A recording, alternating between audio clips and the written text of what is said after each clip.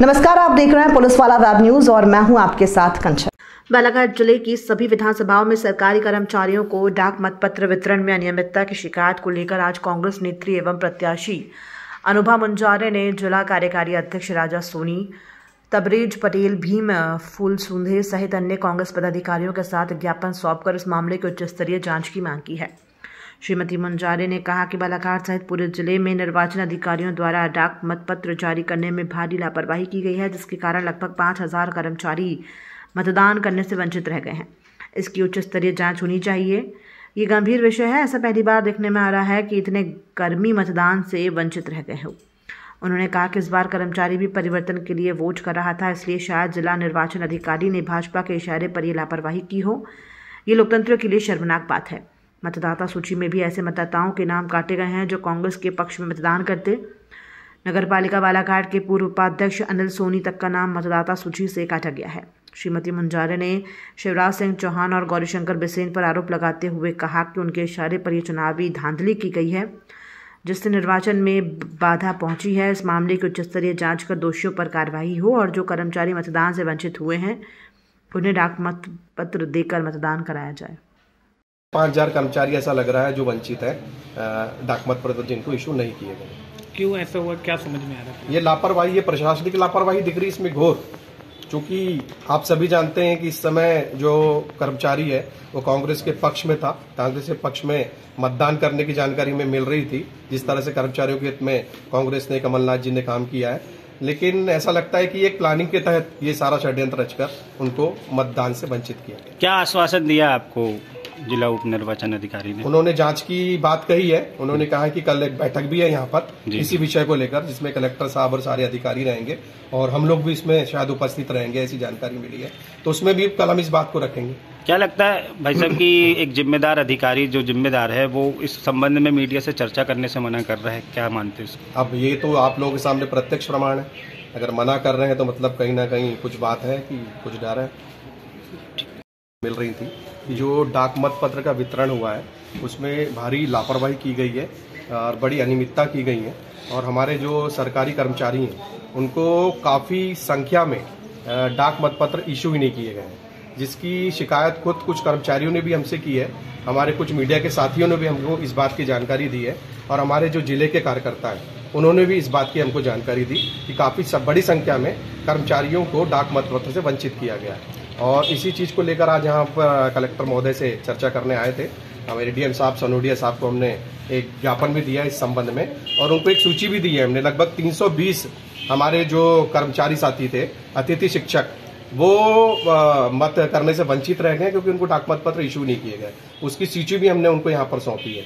और बालाघाट विधानसभा सहित पूरे जिले में काफी बड़ी संख्या ऐसी है कि कर्मचारियों को डाक मत इशू नहीं किए गए, जिससे चुनाव प्रभावित होने की संभावना है, जिसको लेकर आज हम यहाँ पर ज्ञापन देने आए थे। पहचान रखने वाले कांग्रेस के नेता हमारे भाई अनिल सोनी जी का नाम मतदाता सूची से कट गया। बताइए, वो अपने वार्ड में जो रिकॉर्ड है मध्य प्रदेश में सबसे ज्यादा वोटों से वो जीतते हैं, या चाहे वो किसी भी प्रत्याशी को खड़ा कर दें वो उतने ही मतों से जीत के आते हैं। अनिल सोनी जी का नाम कट गया तो इससे आप सोचिए कि स्पष्ट है ना कि वो कांग्रेस के नेता है और अच्छे नेता हैं, कांग्रेस की ताकत बढ़ाने में अपना योगदान देते हैं। तो ऐसे कई वरिष्ठ जनों के नाम कटे और मैं स्पष्ट रूप से कहना चाहूंगी, प्रमाणित कर दूंगी मैं कि भाई कांग्रेस के ही समर्थकों के नाम काटे गए और ये भी एक बहुत बड़ी साजिश के तहत हुआ है।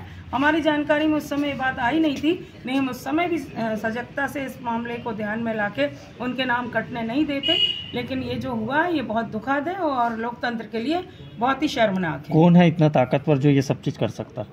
मध्य प्रदेश के मुख्यमंत्री जो हैं वर्तमान में अभी हमारे सम्मानीय शिवराज सिंह चौहान जी, उनकी सरकार, वो खुद, और फिर बालाघाट जिले के हमारे नेता, और जिसमें हमारे बालाघाट विधानसभा क्षेत्र के जो विधायक हैं और कैबिनेट मंत्री हैं श्री गौरीशंकर बिसेन।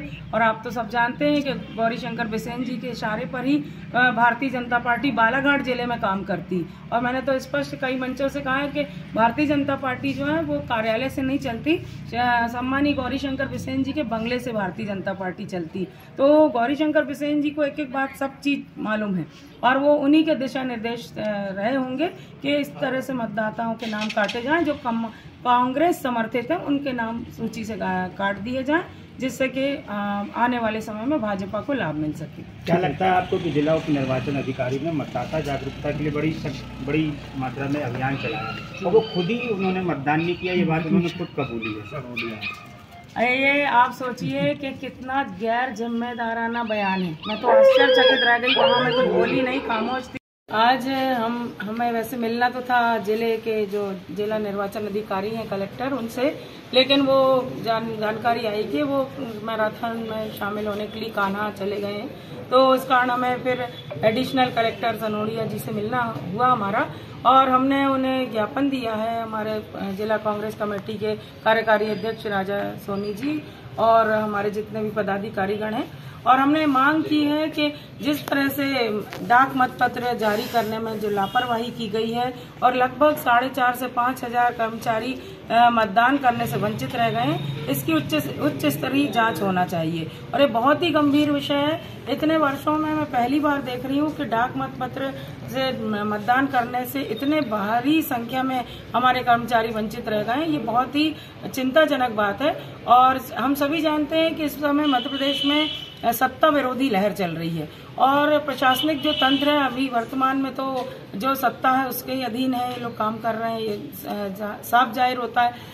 तो ऐसा लग रहा है कि सरकार क्योंकि बदल रही है, कांग्रेस पार्टी को जन समर्थन प्रबल है और कर्मचारी वर्ग का भी बहुत बड़ा रुझान है सत्ता परिवर्तन के लिए कांग्रेस के पक्ष में, तो कहीं न कहीं ये भारतीय जनता पार्टी की जो सरकार चल रही है इसके दबाव में कर्मचारियों ने काम किया है, और दबाव में आकर स्पष्ट रूप से दिख रहा है कि डाक मतपत्र जारी करने में लापरवाही नहीं की गई, बल्कि ये सोची समझी साजिश है ये, और मतदान से वंचित रखा जाए, क्योंकि सभी जानते हैं कि इस समय सरकारी कर्मचारी बहुत ज्यादा प्रताड़ित थे शासन से, सरकार से, भाजपा के मंत्रियों से, नेताओं से, तो सभी का ये मत था कि इस बार सत्ता परिवर्तन करने के पक्ष में ही हमको मतदान करना है, और ये बात इनको स्पष्ट रूप से समझ में आ गई थी। इसलिए मुझे लगता है कि जिला निर्वाचन अधिकारी या जो भी उनके मातहत अधिकारी हैं जो इस निर्वाचन कार्यों से जुड़े हुए हैं, सबको एक तरह से दिशा निर्देश दिया गया होगा कि आप लोगों को इस तरह से मतदान से अपने कर्मचारियों को रोकना है, क्योंकि हमारे विरोध में मतदान करेंगे और हमारा नुकसान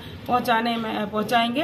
तो ये बहुत बड़ी साजिश है और इसकी उच्च स्तरीय जांच हम चाहते हैं कि हो। अभी तो हमने अतिरिक्त कलेक्टर सनोडिया जी को अपना ज्ञापन दिया है एक पत्र के माध्यम से, और कल जैसा कि जिला निर्वाचन अधिकारी बैठक लेने वाले उनके सामने भी हम बात रखेंगे। पर मैं तो बिल्कुल संतुष्ट नहीं हूं। मैंने कल भी जिला हमारे जो एसडीएम है उनसे बात की थी फोन पे, तो वो भी बहुत ही गैर जिम्मेदाराना तरीके से बात कर रहे थे कि मैडम वो तो 17 तारीख तक हो गया, 16 तारीख तक जिसको मतदान करना था हो गया, अब कुछ नहीं हो सकता।